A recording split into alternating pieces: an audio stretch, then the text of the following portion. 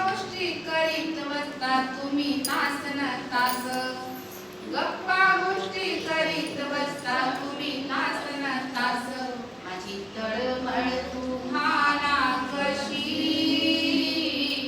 साहेबीना दिसून माझी तळमळ तुम्हाला कशी